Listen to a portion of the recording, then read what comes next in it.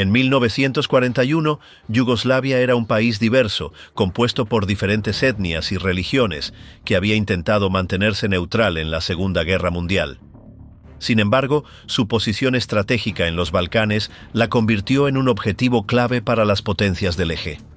Bajo la presión de Alemania, el gobierno yugoslavo accedió a unirse al pacto tripartito, pero un golpe de Estado liderado por oficiales pro-aliados provocó la furia de Hitler.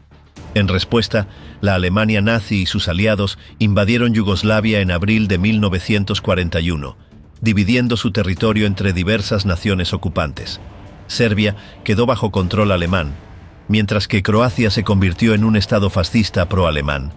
Hungría, Bulgaria e Italia se repartieron otras regiones, consolidando una ocupación brutal que trajo consigo persecución, represión y exterminio.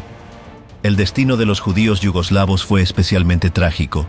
De los aproximadamente 78.000 que vivían en el país antes de la guerra, la mayoría fue deportada y asesinada en campos de concentración nazis y colaboracionistas.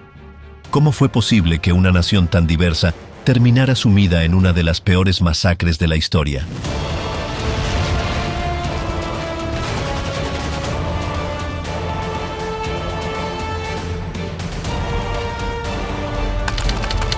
Forzados a ceder, el inicio del yugonazi en Yugoslavia. El proyecto yugoslavo surgió tras el fin de la Primera Guerra Mundial en 1918, luego de la caída del Imperio Austrohúngaro. Serbia se unió con otros territorios, formando el Reino de los Serbios, Croatas y Eslovenos, que más tarde se llamó Yugoslavia.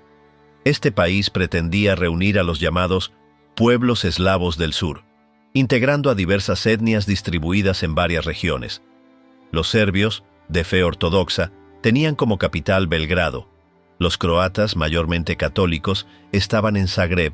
Los bosnios, de religión musulmana y con ascendencia turca, en Sarajevo. Los eslovenos, también católicos, en Ljubljana. Los montenegrinos, de tradición ortodoxa, en Cetinje. Los macedonios, con influencias griegas, en Skopje, y los kosovares, musulmanes de origen albanés, en Pristina. A lo largo del siglo XX, la estabilidad del Reino de Yugoslavia se vio afectada por las tensiones entre las distintas comunidades, sobre todo por el dominio serbio sobre Croacia y Eslovenia, cuyos habitantes sentían que Belgrado los marginaba. La administración pública estaba controlada en su mayoría por funcionarios serbios. Lo mismo ocurría en sectores clave de la economía y las finanzas. En el ejército real yugoslavo, la presencia serbia era abrumadora. De los 165 generales, solo 4 no pertenecían a este grupo. Estas desigualdades empobrecieron a varias regiones y fomentaron el crecimiento de movimientos nacionalistas opuestos a la unidad del país, como los Ustaša croatas o la Organización Interior Revolucionaria Macedonia.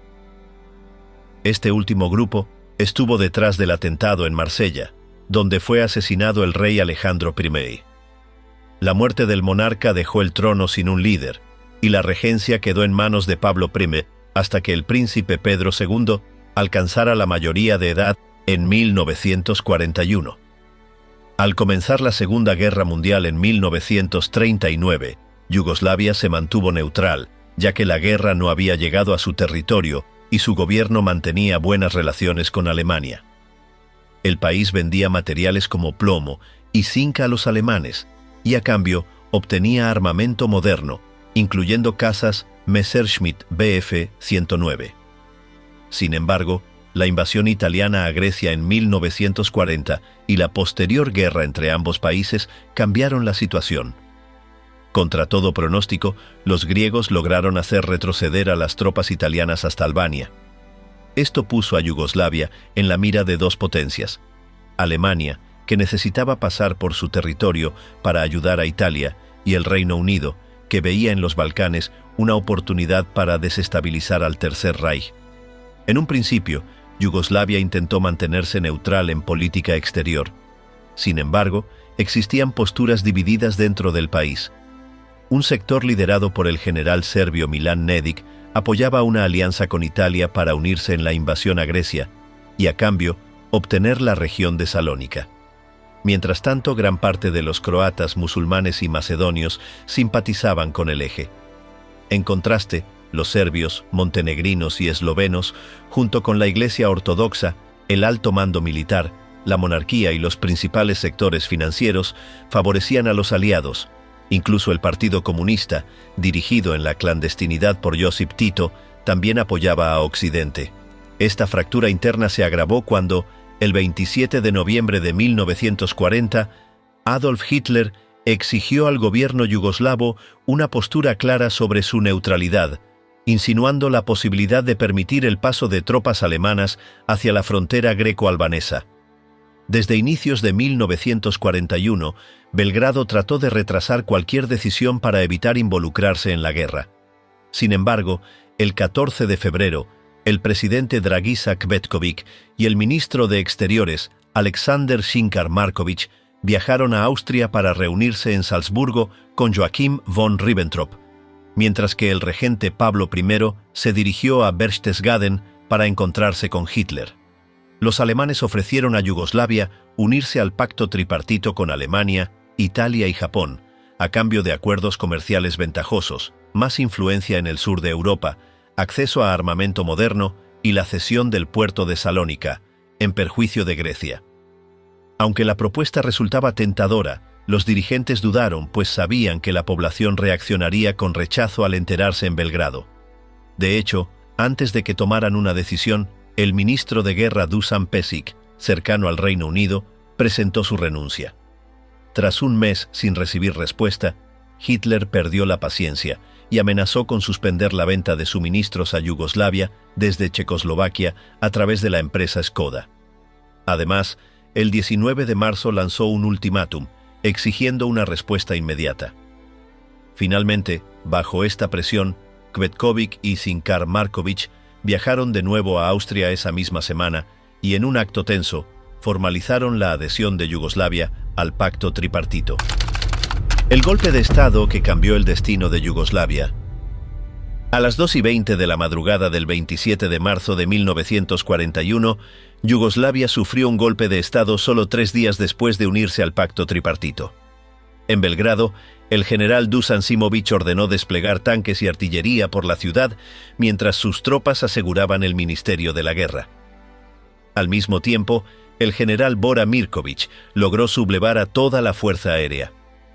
Poco después del amanecer, los insurrectos ya habían ocupado oficinas clave, cuarteles y la oficina de correos. También irrumpieron en el Palacio Real, apartaron del poder al regente Pablo I y obligaron a renunciar al presidente Dragiša Cvetković y al ministro de Exteriores Aleksandar Šinčar Marković. Además, capturaron a Milan Stajadinović, líder fascista del país, y lo enviaron al Reino Unido. La revuelta se extendió rápido, sumando apoyo en Zagreb, Sarajevo y Skopje, lo que dejó sin efecto la adhesión de Yugoslavia al eje. Con el nuevo panorama político, Pedro II fue proclamado rey, aunque aún no había alcanzado la mayoría de edad. El Partido Demócrata Serbio tomó el gobierno, provocando descontento entre otras comunidades, especialmente los croatas. Pero el problema más serio llegó con la reacción de Alemania. En Serbia, miles salieron a las calles con banderas británicas e incluso atacaron el automóvil del embajador alemán. Furioso por lo que consideraba una traición, Adolf Hitler ordenó castigar a Yugoslavia con una invasión inmediata. El gobierno de Šimović pronto entendió que la respuesta alemana sería inevitable. Intentaron calmar la situación, asegurando a Berlín que no se unirían a los aliados, pero nadie les creyó. Ante el inminente peligro, recurrieron a Reino Unido esperando refuerzos. Sin embargo, la ayuda prometida no llegó. Los británicos, ocupados con el avance del Afrika Korps en Egipto, solo lograron enviar algunas tropas a Grecia. Sintiendo que habían sido engañados, Šimović rechazó reunirse el 30 de marzo con el ministro de Exteriores británico, Anthony Eden. No obstante, el 1 de abril se entrevistó con el general John Dill y el comandante griego Alexandros Papagos para planear una posible defensa ante el inminente ataque alemán. El ejército real yugoslavo contaba con 31 divisiones desplegadas en los Balcanes, la mayoría de infantería y algunas de caballería. Estas unidades estaban organizadas en diferentes grupos militares, con formaciones independientes que incluían varias fuerzas estratégicas. Aunque los soldados estaban bien entrenados y contaban con equipo moderno, la diversidad étnica dentro de las tropas generaba conflictos internos. Muchos veían la guerra como una oportunidad para desertar o incluso unirse al eje. En cuanto a los blindados, el equipamiento era antiguo y limitado. De los 172 tanques del primer batallón blindado, 110 eran Renault FT-17 de la Primera Guerra Mundial, mientras que los 54 restantes consistían en Renault R-35 franceses y 8 SID de origen checoslovaco, todos modelos obsoletos. En cambio, la Fuerza Aérea Real Yugoslava tenía una flota más variada, con aviones de diferentes generaciones. A pesar de contar con modelos antiguos, también operaban cazas Messerschmitt Bf-109 y bombarderos Dornier Do-17 adquiridos a Alemania, además de bimotores Blenheim británicos. La Marina Real Yugoslava, Jugoslovenska Krajewska Mornarica, basada en los puertos del Adriático, tenía una flota pequeña en comparación con la Armada italiana. Su principal buque era el crucero ligero Dalmacija, acompañado por destructores y submarinos distribuidos en bases de Dalmacia y Montenegro. En total, las fuerzas yugoslavas sumaban 850.000 soldados, 170 tanques y 623 aviones divididos entre cazas, bombarderos, transportes y aeronaves de entrenamiento. Su flota marítima estaba compuesta por 53 barcos, incluyendo un crucero, 5 destructores, 4 submarinos, varias lanchas torpederas, dragaminas, cañoneros y un portahidroaviones. Operación Castigo, la estrategia del eje para derrotar a Yugoslavia.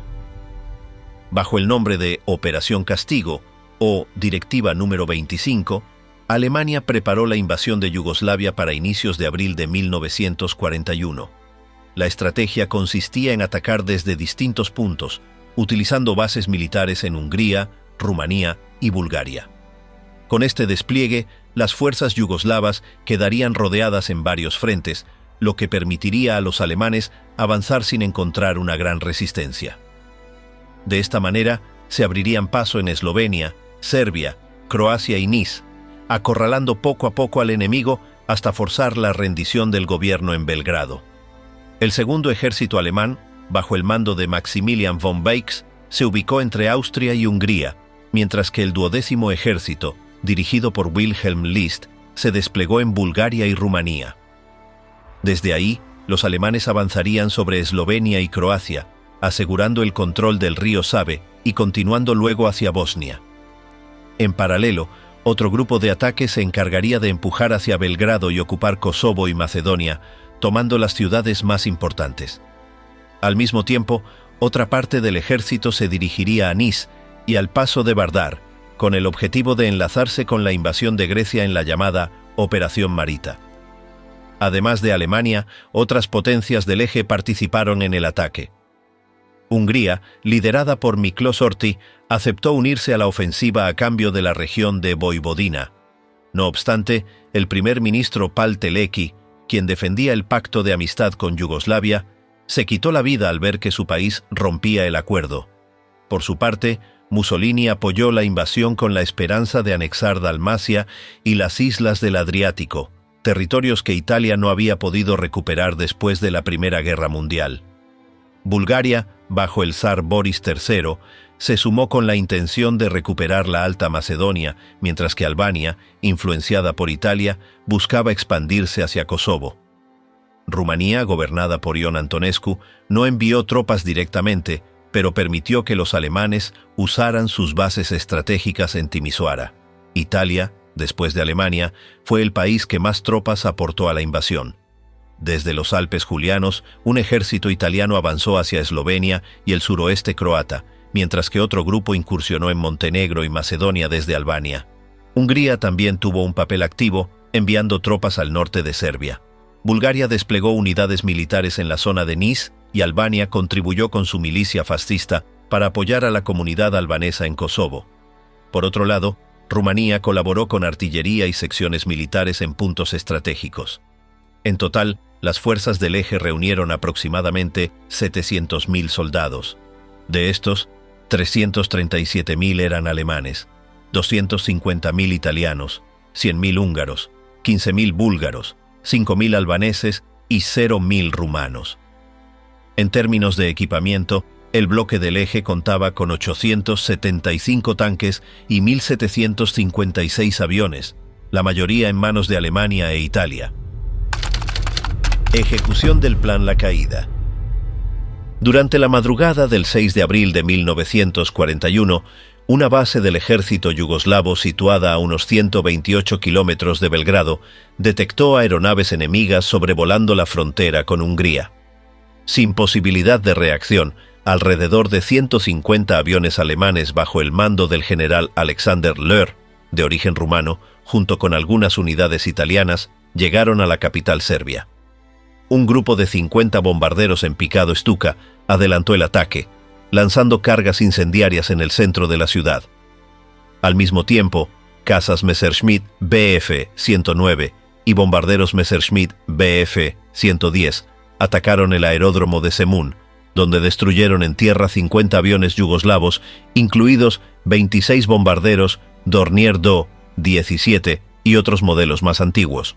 Mientras esto ocurría, bombarderos Heinkel E-111 y Dornier Do-17 descargaron su arsenal sobre varios puntos estratégicos, dañando el Palacio Real de Dedinje, el cuartel de Topsider, la Academia Militar, la estación de ferrocarril, la oficina de correos y los ministerios de aire y marina. Incluso la Biblioteca Nacional Serbia quedó en llamas y el zoológico sufrió graves daños, lo que permitió que algunos animales escaparan y corrieran por las calles. El impacto del bombardeo fue devastador, con avenidas destruidas y cientos de viviendas reducidas a escombros, causando la muerte de 4.000 civiles. El general Dusan Simovic, quien días antes había encabezado un golpe de Estado, recibió la noticia del ataque mientras asistía a la boda de su hija a pocos kilómetros de la capital. De inmediato regresó a Belgrado y la encontró en ruinas, con enormes cráteres en las calles. Al reunirse con el Estado Mayor en el Ministerio de Guerra, uno de los pocos edificios que seguían en pie, se acordó trasladar el gobierno a la ciudad de Usice. Sin embargo, desde su nueva sede en el Hotel Palace, la administración no logró ejercer control alguno. Los constantes bombardeos cortaron casi todas las comunicaciones, salvo una línea con Belgrado, y la facción croata liderada por Vlatko Masek del Partido Campesino Croata desapareció sin dejar rastro. Ese mismo día, tropas alemanas cruzaron la frontera con Yugoslavia desde Bulgaria, avanzando rápidamente por Macedonia y sumando refuerzos de unidades búlgaras. En su camino, un regimiento de las Waffen-SS eliminó la resistencia en el paso de Kriva Palanka, tomó Kumanovo y capturó Strumica. Luego, desviándose hacia el sur, se dirigieron a la frontera con Grecia para participar en la invasión del país heleno, que comenzó en paralelo bajo el nombre de Operación Marita. Al norte de Yugoslavia, en la frontera entre Voivodina y Hungría, los cañoneros Drava, Sava, Morava y Vardar de la Marina Real Yugoslava navegaron por el Danubio tras detectar presencia enemiga. En represalia, lanzaron varios disparos contra la ciudad húngara de Mohacs, causando daños. Esto llevó al tercer ejército húngaro a responder con fuego de artillería y provocó que Budapest declarara la guerra a Belgrado de inmediato. Mientras tanto, en la frontera del Banato serbio con Rumanía, unidades del 41º Cuerpo Motorizado con base en Timisoara, junto con artillería equipada con piezas de diversos calibres, atacaron posiciones yugoslavas. Algunas fueron destruidas, pero la reacción de Belgrado llegó rápido. 2 bombarderos Blenheim atacaron la ciudad rumana de Arad, aunque ambos fueron derribados. El 7 de abril, segundo día de la ofensiva, el 12º ejército alemán atravesó el Vardar y ocupó casi toda Macedonia. En Skopje, la capital regional, más de 20.000 soldados yugoslavos, incluidos varios generales, fueron capturados. Paralelamente, el segundo ejército italiano cruzó desde los Alpes Julianos hacia Eslovenia, enfrentando poca resistencia. Avanzaron con rapidez y aseguraron el valle del Sava, Kastav y la cima del Monte Pek. Para el 8 de abril, ya dominaban Kranjska Gora, Sabratek y Goc. Mientras las fuerzas italianas avanzaban sin problemas en Eslovenia, la historia fue distinta en Albania. Tras meses de desgaste por la guerra con Grecia, el 9º ejército italiano no pudo sumarse a la ofensiva y en su lugar sufrió una embestida del tercer ejército yugoslavo.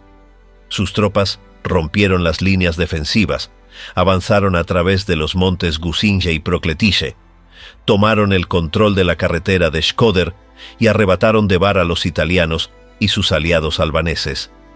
Al este, el 8 de abril, el 44º Cuerpo Panzer cruzó la frontera serbia, superó el Nisava y arrasó con las defensas yugoslavas en Pirot. Esto llevó al colapso de varias unidades del ejército de Belgrado, permitiendo a los alemanes tomar Nis sin obstáculos.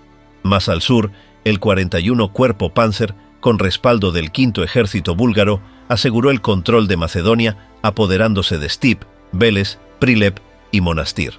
En contraste, el 9º ejército italiano en Albania seguía perdiendo terreno. Los yugoslavos avanzaron sobre el río Drin y capturaron Valbone y Koljegava, debilitando aún más a las tropas de Roma. No obstante, en el frente esloveno, el 2º ejército italiano mantenía su racha victoriosa. Tras cruzar las montañas de Cerno y el río Regesina, expulsaron a los yugoslavos de Kalce y Logatec, consolidando su dominio en la región. El colapso de Yugoslavia, la caída en solo 12 días. El 9 de abril de 1941, la ofensiva del 2º ejército alemán comenzó desde Austria con el objetivo de avanzar sobre Eslovenia. Mientras las tropas irrumpían en el territorio esloveno desde Estiria, grupos de la minoría alemana Volksdeutsche en Maribor tomaron las riendas de la situación. Armados con pistolas y escopetas, se apoderaron de los edificios gubernamentales y desarmaron a los guardias yugoslavos. Gracias a esta acción, el avance alemán fue rápido y la ciudad quedó en manos del LI Cuerpo sin resistencia. Además, facilitaron el cruce del río Drava, asegurando varios puentes, lo que permitió a las fuerzas blindadas atravesarlo sin contratiempos. El 10 de abril, el 46º Cuerpo Panzer abrió un nuevo frente en Yugoslavia al atravesar la frontera desde Hungría en dirección a Croacia. Con los blindados a la cabeza, los alemanes lograron tomar en poco tiempo varias localidades clave, dejando atrapadas a muchas tropas yugoslavas en la línea ferroviaria Budapest-Trieste. En solo un día, el avance superó los 100 kilómetros, con mínima oposición, ya que algunas unidades croatas del ejército yugoslavo se sublevaron y facilitaron la ocupación de Zagreb en cuestión de horas. Hasta ese momento, Croacia no había sido parte activa de la ofensiva del Eje, pero la situación cambió cuando un llamado desde Roma del líder fascista Ante Pavelić incitó a la insurrección. Muchas unidades croatas se amotinaron, capturando a sus propios oficiales serbios y entregando ciudades clave a los alemanes. En Bjelovar, la revuelta permitió que el nuevo alcalde proclamara la independencia del país. En Bosnia-Herzegovina, nacionalistas croatas y grupos bosnios aliados de Alemania se enfrentaron al ejército yugoslavo, logrando tomar Mostar y el aeródromo cercano, donde capturaron varios bombarderos que luego serían utilizados por la nueva aviación croata. Mientras tanto, en la región de Nis, las fuerzas alemanas del 44º Cuerpo avanzaban sin resistencia, dejando sin salida a miles de soldados yugoslavos. Tras asegurar el valle de Morava, tomaron Paracin y Kragujevac, dejando completamente aislados a miles de soldados en Leskovac, quienes finalmente se entregaron sin pelear. A pesar del éxito de las fuerzas del Eje en distintos frentes, la situación en Albania era diferente. Allí, el 9º ejército italiano seguía en retirada ante el avance del tercer ejército yugoslavo, que logró penetrar 50 kilómetros en territorio enemigo. La ciudad de Shkodër cayó en sus manos y la aviación yugoslava bombardeó la base naval italiana en Durrës, marcando el punto más alto de su ofensiva en la zona.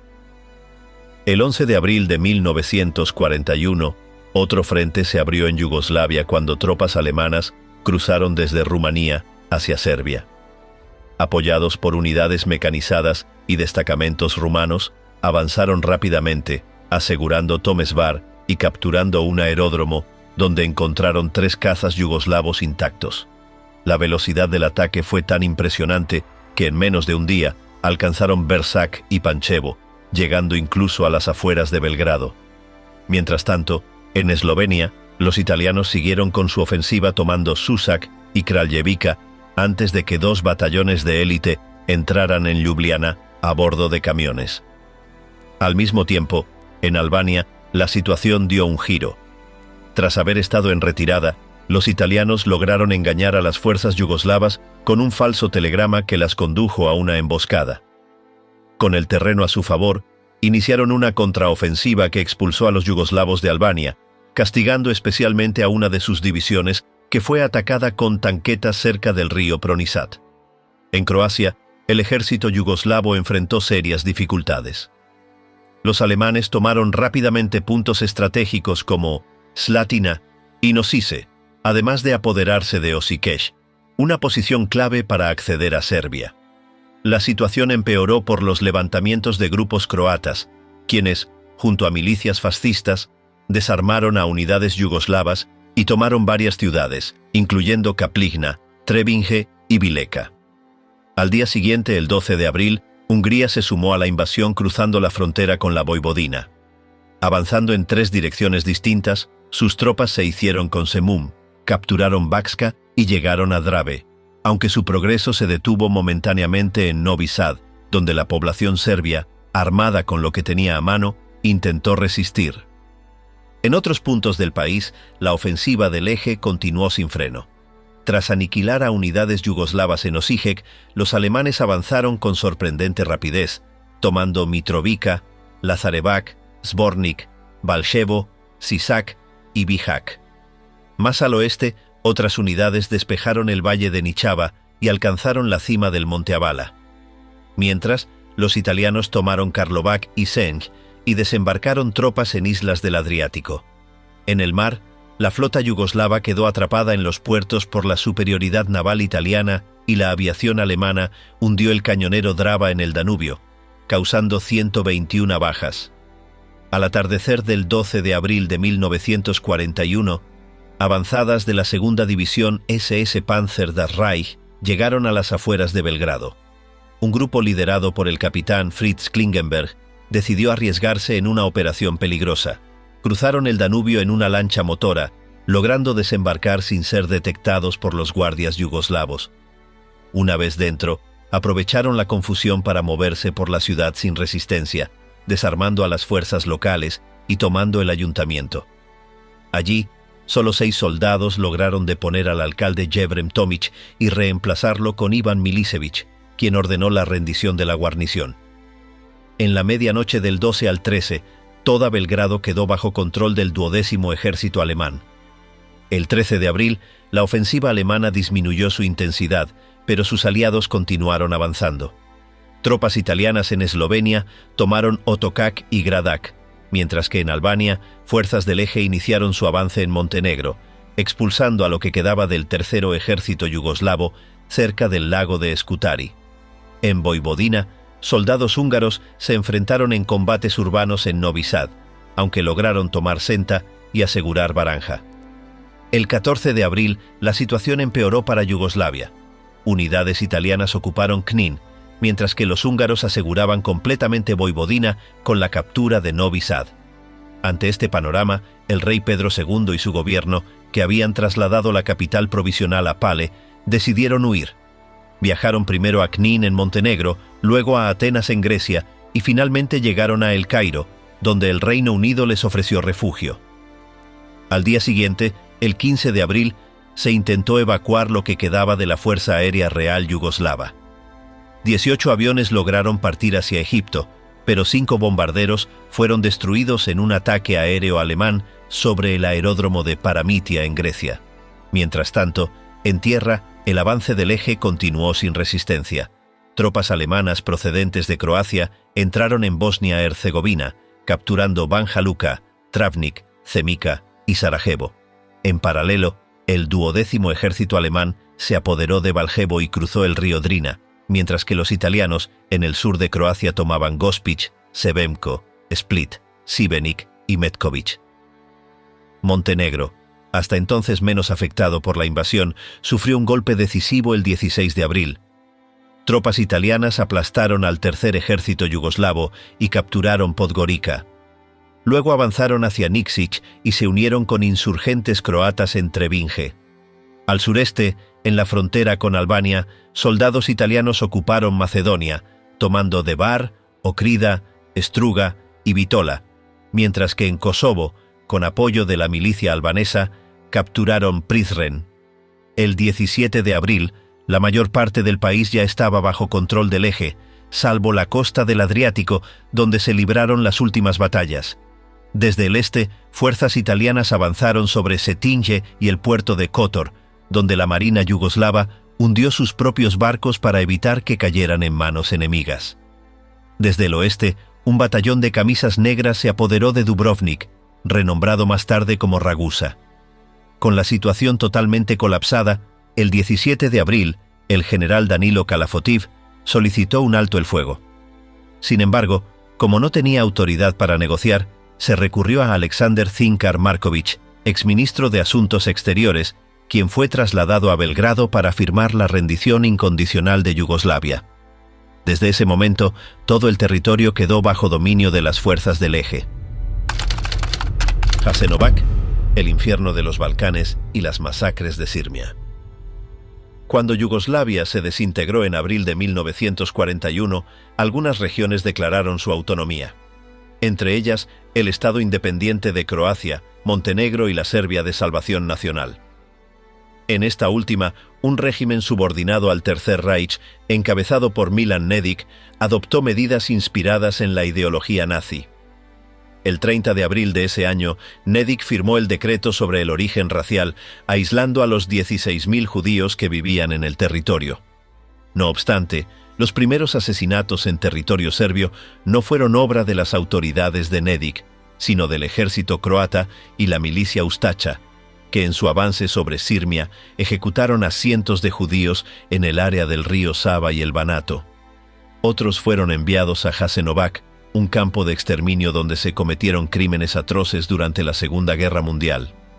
En este contexto, Jasenovac se convirtió en el epicentro del terror en los Balcanes.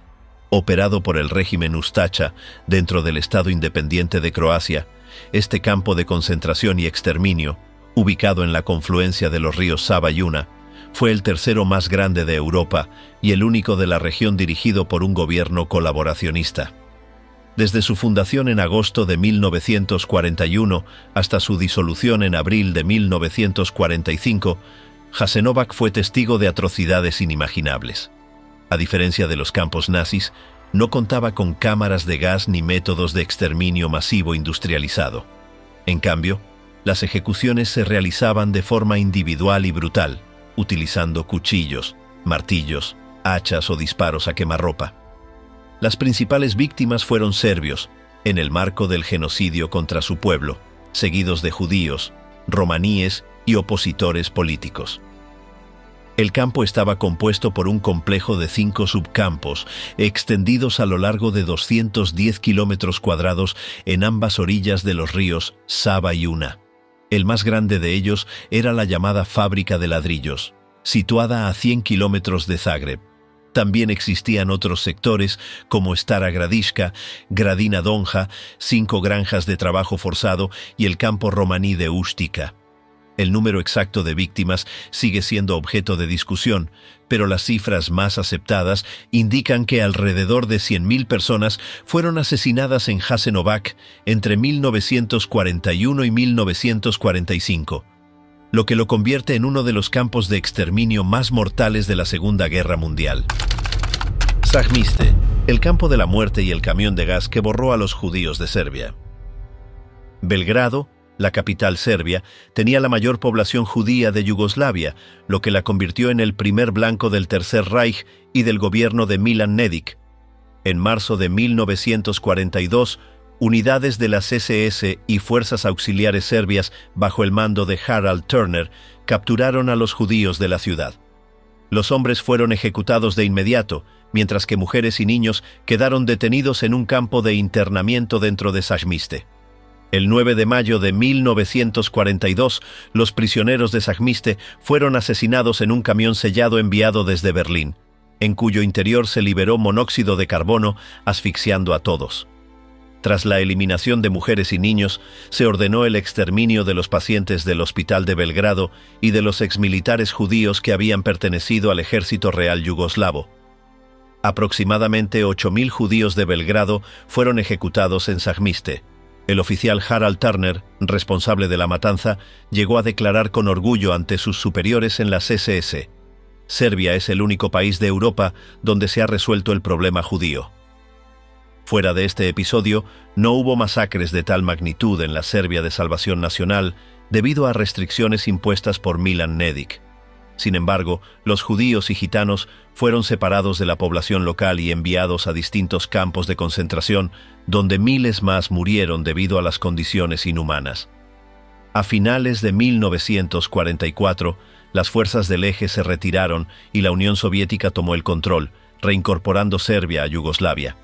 Para ese momento, 14.500 judíos serbios habían sido asesinados por alemanes, croatas y algunos serbios colaboracionistas, lo que significó la desaparición del 90% de la comunidad judía del país. Tito y sus partisanos, la mayor resistencia antifascista de Europa. Los partisanos yugoslavos, conocidos oficialmente como Ejército de Liberación Nacional y Destacamentos Partisanos de Yugoslavia, fueron un movimiento de resistencia comunista que luchó contra las fuerzas del Eje, principalmente los nazis, en territorio yugoslavo durante la Segunda Guerra Mundial. Liderados por Josip Broz Tito, fueron considerados la fuerza antifascista más efectiva de Europa en ese conflicto. Al principio operaban como una guerrilla, pero con el tiempo se transformaron en un ejército organizado que llegó a contar con unos 650.000 combatientes a finales de 1944. Su meta principal era expulsar a los invasores y establecer un Estado socialista que integrara a todas las etnias de Yugoslavia. Tras la invasión del país en abril de 1941, Tito tomó la iniciativa y formó este movimiento. La ofensiva guerrillera cobró fuerza después de que Alemania atacara la Unión Soviética en junio. Para julio ya se había desatado una rebelión en gran escala, con la participación inicial de los Chetniks dirigidos por Draža Mihailović, lo que llevó a la proclamación de la breve República de Užice. A pesar de las numerosas ofensivas del Eje, los partisanos lograron resistir, manteniéndose siempre en movimiento bajo el liderazgo de Tito. A finales de 1943, los aliados decidieron retirar su apoyo a Mihailović y respaldar a Tito, al descubrir que los Chetniks colaboraban con el enemigo. En la conferencia de Teherán se reconoció oficialmente a los partisanos.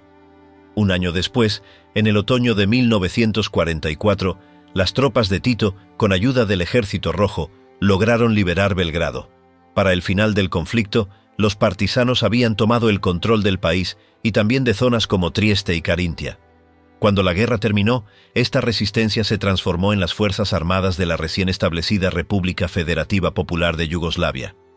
El movimiento tenía dos grandes objetivos. El primero era enfrentar a las tropas de ocupación. Hasta 1944, cuando comenzaron a recibir apoyo británico en cantidad suficiente, las únicas armas que conseguían provenían de los propios invasores. El segundo propósito era establecer un Estado comunista federal donde convivieran distintas etnias. Para lograrlo, el Partido Comunista buscó atraer a todos los grupos que conformaban Yugoslavia, asegurando que cada comunidad mantuviera sus derechos. Por otro lado, el movimiento rival, los Chetniks, tenía intereses muy distintos. Querían conservar la monarquía, proteger a la población serbia y crear una gran Serbia mediante la expulsión de otros grupos de las regiones que consideraban propias. Desde el inicio hubo tensiones entre ambos bandos, pero en octubre de 1941 el conflicto escaló y se convirtió en una lucha abierta. Los Chetniks veían la postura inclusiva de Tito como una amenaza contra los serbios, mientras que los comunistas rechazaban por completo su defensa del sistema monárquico. Durante los primeros años, la mayoría de los partisanos eran serbios. En ese tiempo, los comandantes musulmanes y croatas tuvieron que modificar sus nombres para evitar problemas con sus compañeros. Sin embargo, la situación cambió tras la retirada de las tropas alemanas, empujada por la ofensiva soviética y búlgara en Serbia, Macedonia del Norte y Kosovo en el otoño de 1944. A partir de entonces, se sumaron más serbios, macedonios y albaneses, lo que hizo crecer considerablemente el número de combatientes. Para finales de ese año, el ejército partisano ya contaba con 650.000 hombres y mujeres. Al llegar a abril de 1945, esa cifra superaba los 800.000, consolidándose como una de las fuerzas militares más grandes del conflicto. La masacre de Kragujevac, cuando los nazis fusilaron a estudiantes y civiles por venganza. En 1941, en plena ocupación alemana de Yugoslavia, Hitler ordenó una brutal represalia contra Serbia. Su objetivo era aniquilar cualquier resistencia tras la invasión, pero lo que siguió fue una masacre impensable. Por cada soldado alemán muerto, los nazis ejecutaban a 100 civiles y por cada herido fusilaban a 50. Uno de los episodios más sangrientos de esta política de exterminio ocurrió en Kragujevac, Serbia, donde en cuestión de días fueron asesinadas miles de personas, entre ellas estudiantes, maestros y ciudadanos inocentes.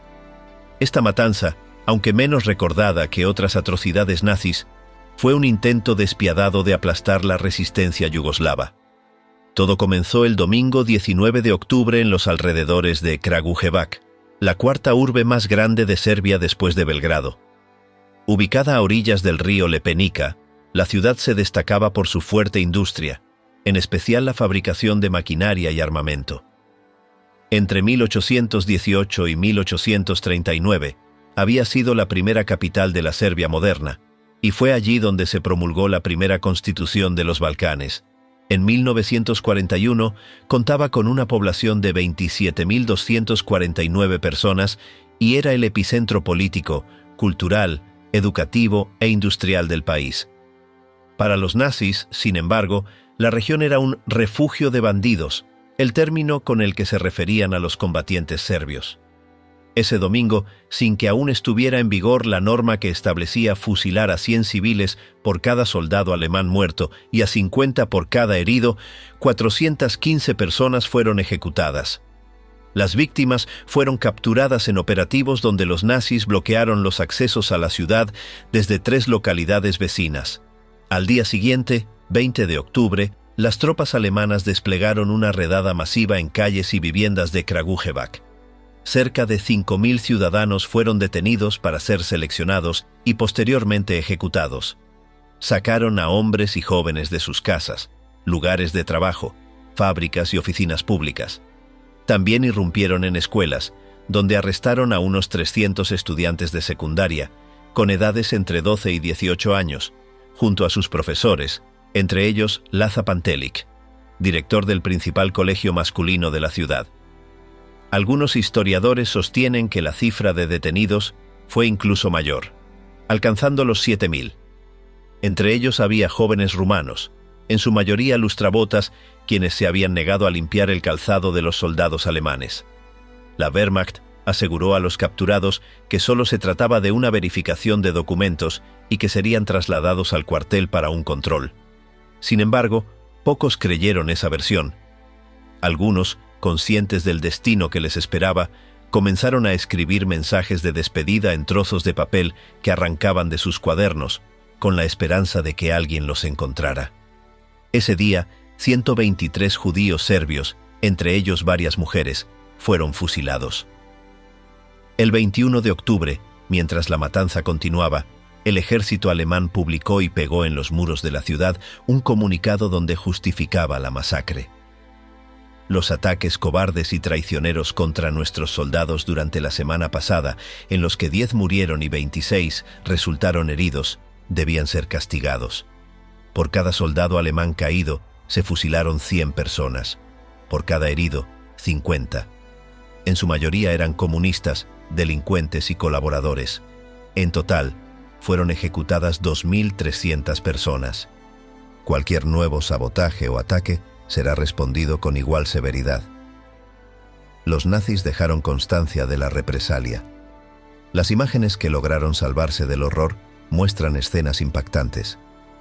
Entre los 144 alumnos que fueron ejecutados junto a sus profesores, muchos terminaron fusilados en terrenos cercanos a la ciudad, con el respaldo de maleza alta o arbustos. Aparecen con los ojos cubiertos, algunos con las manos entrelazadas. Se cuenta que varios de ellos gritaron con valentía: «Somos jóvenes serbios, disparen», justo antes de ser abatidos. Otros perdieron la vida en caminos apartados o contra muros que separaban el río de la avenida principal. En algunas fotos se observa cómo los oficiales alemanes rematan con disparos a quienes ya yacían en el suelo. También hubo víctimas colgadas en árboles o faroles de la plaza central, recordando escenas de la Primera Guerra Mundial. Una de las imágenes muestra a una joven que ya ha sido ahorcada y a un muchacho con gorra, aterrorizado, a punto de recibir la soga al cuello. Los cadáveres de quienes murieron en el campo y las calles, muchos por el impacto de ametralladoras pesadas, fueron enterrados en fosas comunes. La tarea de cavar y cubrir los cuerpos recayó en prisioneros que lograron sobrevivir y más tarde testificaron en los juicios de Nuremberg. El 20 de octubre, 10 días después de la matanza, el embajador alemán en Serbia, Felix Benzler, envió un informe a Berlín.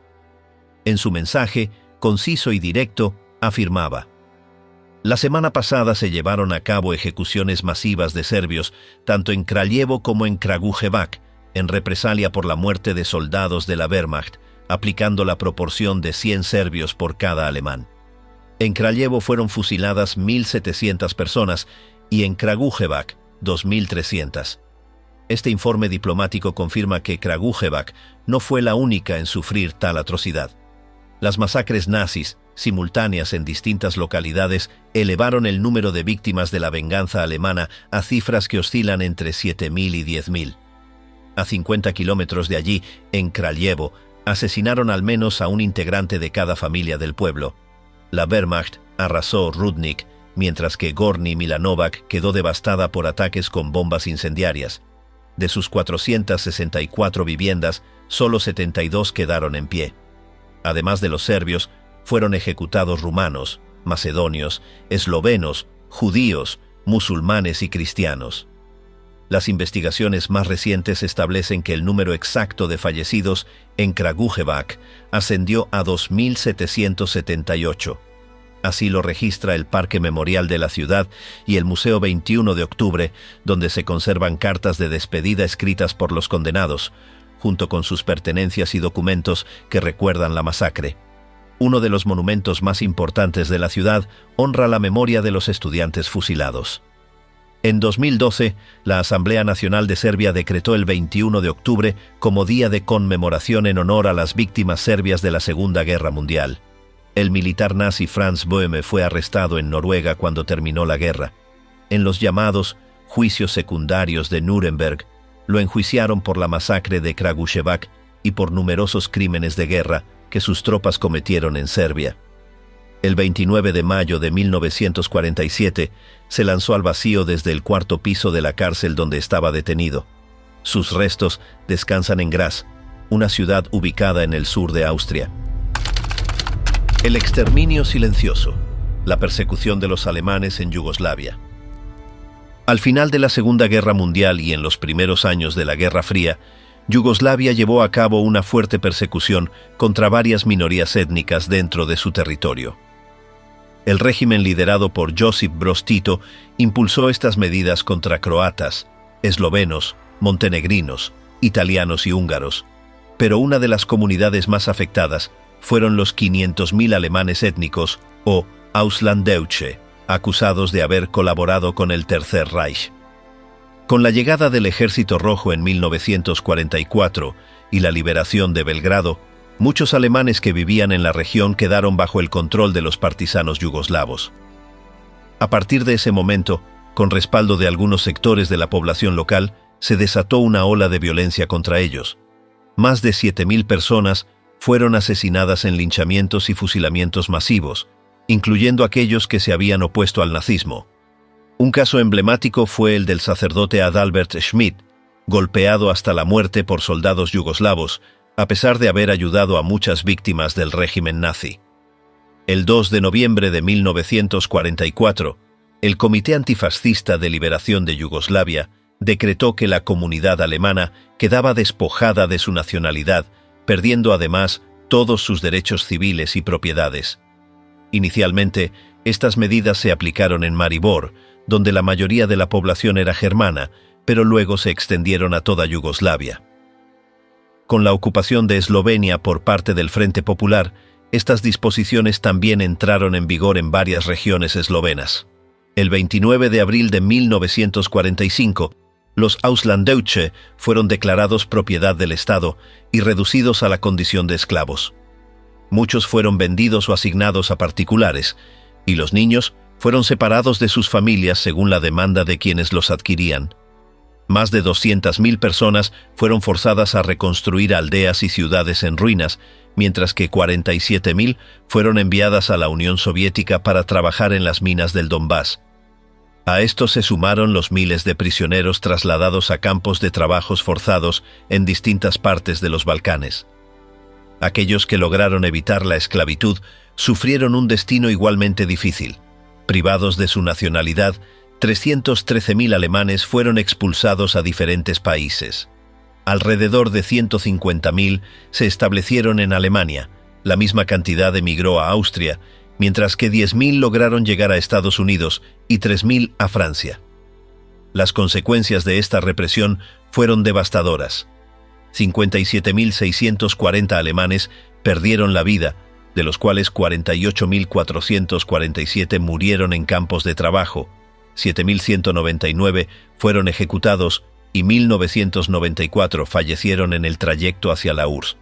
Además, la mayoría de los sobrevivientes fueron forzados a abandonar sus hogares, dejando a la comunidad alemana de Yugoslavia al borde de la desaparición. A medida que se consolidaba la Guerra Fría, la relación entre Tito y la Unión Soviética se deterioró. En un intento por equilibrar su posición política, el régimen yugoslavo detuvo las deportaciones en 1950 y permitió que 82.000 alemanes permanecieran en el país, recuperando su nacionalidad y algunos de sus derechos. Esta decisión evitó la total extinción de la presencia germana en los Balcanes, aunque su impacto en la historia de la región fue irreversible. La persecución contra los Auslanddeutsche en Yugoslavia resultó en 57.640 muertes. De ese total, 48.447 fallecieron en campos de concentración o realizando trabajos forzados, 7.199 fueron fusilados y 1.994 murieron durante su traslado a la Unión Soviética. A esto se sumaron 360.000 expulsados, algunos obligados a huir del país y otros vendidos como esclavos a la URSS, lo que prácticamente eliminó a la comunidad alemana en la región. Con el inicio de la Guerra Fría, Yugoslavia rompió relaciones con la URSS y Josip Broz Tito, en su intento de mantener al país en una postura neutral, ordenó detener las deportaciones. Gracias a esta decisión, en 1950 82.000 alemanes lograron quedarse, recuperaron la nacionalidad y volvieron a ser ciudadanos con derechos, evitando así que su pueblo desapareciera por completo en los Balcanes. Conclusión. La invasión de Yugoslavia en 1941 marcó el inicio de uno de los capítulos más oscuros de la historia del país. La fragmentación del territorio facilitó la implementación de políticas genocidas por parte de los ocupantes y sus colaboradores locales. En el Estado independiente de Croacia, el régimen fascista de los Ustaša llevó a cabo la limpieza étnica y religiosa de serbios, judíos y gitanos en campos de exterminio como Jasenovac. En Serbia, la ocupación alemana impuso medidas antisemitas inmediatas y la comunidad judía fue casi aniquilada mediante fusilamientos masivos y deportaciones. La resistencia no tardó en surgir. Por un lado, los monárquicos chetniks, leales al rey Pedro II, luchaban por restaurar la antigua Yugoslavia, mientras que los partisanos comunistas, liderados por Josip Broz Tito, promovían una lucha antifascista que también buscaba una transformación política y social. A pesar de la brutalidad de la ocupación, La guerra dejó en Yugoslavia un sentimiento de unidad en torno a la resistencia, aunque la posguerra traería nuevas tensiones entre sus pueblos. El Holocausto en Yugoslavia no solo acabó con la vida de miles de judíos, sino que también destruyó comunidades enteras que habían sido parte integral del país durante siglos. La guerra y la ocupación demostraron cómo el odio, el extremismo y las ambiciones geopolíticas pueden desmoronar una nación y acabar con la vida de miles de personas inocentes. Aunque el conflicto terminó en 1945 con la liberación del país, el trauma y las divisiones generadas por la ocupación perduraron durante décadas. ¿Cómo pudo una nación tan diversa y rica en historia caer en una destrucción tan atroz? La historia de Yugoslavia durante la Segunda Guerra Mundial nos deja una advertencia sobre las consecuencias de la intolerancia y la guerra.